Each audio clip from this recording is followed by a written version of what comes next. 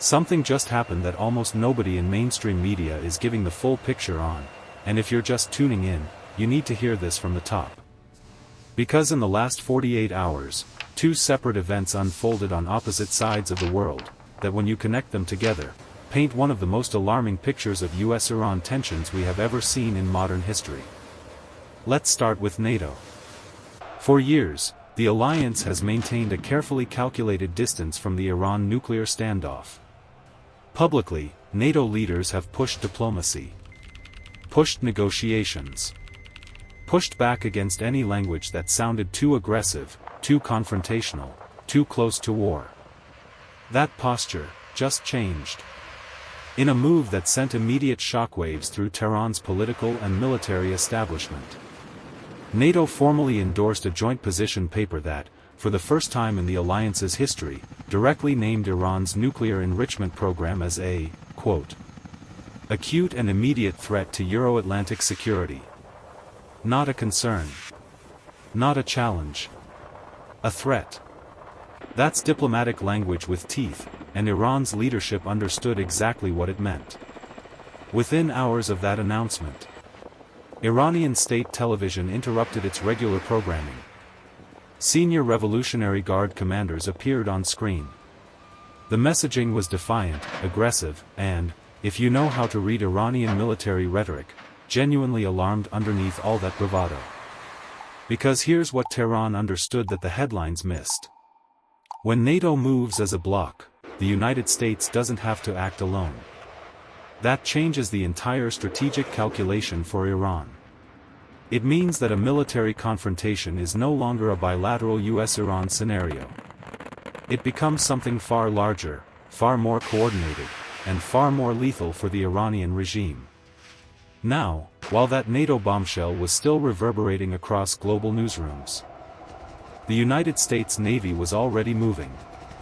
And this is the part that should make every single person watching this stop and pay very close attention.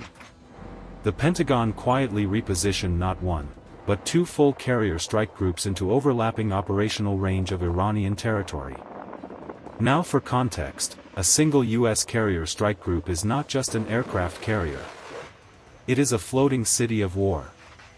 We're talking 90-plus combat aircraft, guided missile cruisers, fast attack submarines running silent beneath the surface, destroyers armed with Tomahawk cruise missiles that can reach targets over 1,000 miles inland, and thousands of the most highly trained sailors and aviators on the planet. Two of those, now within simultaneous strike range of Iran.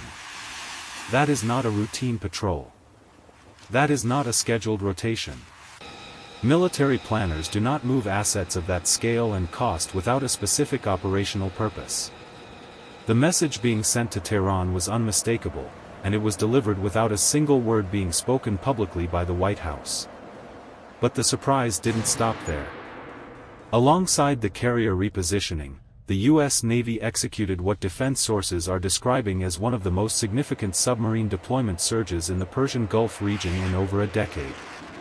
Virginia-class fast attack submarines, among the most advanced undersea warfighting platforms ever built by any nation on Earth, moved into positions that give American commanders an underwater strike capability that Iran simply has no reliable way to detect, track, or counter. Think about what that means for a moment. Iran has spent billions of dollars building those underground missile cities we've covered before. Tunnels buried under mountains. Hardened bunkers. Dispersed launch systems designed to survive a first strike and retaliate massively. Their entire deterrent strategy is built on the promise of retaliation. The promise that even if America hits first, Iran hits back harder. But that strategy has one critical vulnerability. It assumes Iran can see the threat coming. Submarines don't announce themselves. They don't show up on commercial satellite imagery the way carrier groups do. They don't generate diplomatic protests or news coverage. They simply exist, silent and invisible, in waters Iran cannot fully monitor, carrying weapons Iran cannot fully intercept. That is the real surprise the US Navy just delivered to Tehran. Not firepower alone, but the psychological weight of an invisible threat that Iran's generals cannot point to on a map, cannot brief their supreme leader about with any real confidence, and cannot neutralize. Meanwhile, back in the diplomatic lane, the NATO declaration is doing something equally important. It is isolating Iran internationally in a way that sanctions alone never managed to achieve. When 32 nations formally align their security posture against your nuclear program, the pool of countries willing to provide Iran with economic cover, technology transfers, or diplomatic protection gets significantly smaller overnight. Russia and China will still play their roles. That's not changing anytime soon. But even Beijing has grown increasingly uncomfortable with the idea of a nuclear-armed Iran destabilizing the same Middle Eastern oil routes that feed the Chinese economy. There are back-channel signals, quiet ones, suggesting that Chinese diplomatic pressure on Tehran has intensified in ways that aren't making it into public reporting yet. So where does this all land right now? Iran is facing a situation unlike anything the regime has navigated before. A nuclear program that has brought them to the edge of breakout capability. But that very success has now triggered a unified Western military posture, a supercharged US naval presence they cannot fully map, and diplomatic isolation tightening from multiple directions simultaneously. The regime has three options, and none of them are good. They can pause enrichment and return to negotiations, which the hardliners see as surrender and political suicide. They can accelerate toward an actual weapon and dare the world to respond, which risks triggering the very military strike they've spent decades preparing to survive. Or they can keep doing exactly what they're doing, hoping the window of Western resolve narrows before the window of Iranian capability closes. That third option is what they've been playing.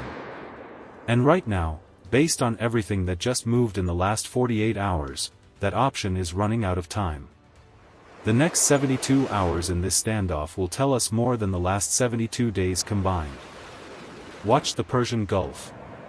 Watch NATO's Eastern Command communications. And watch where those carrier strike groups are pointing, because that direction is the answer to every question the headlines aren't asking yet.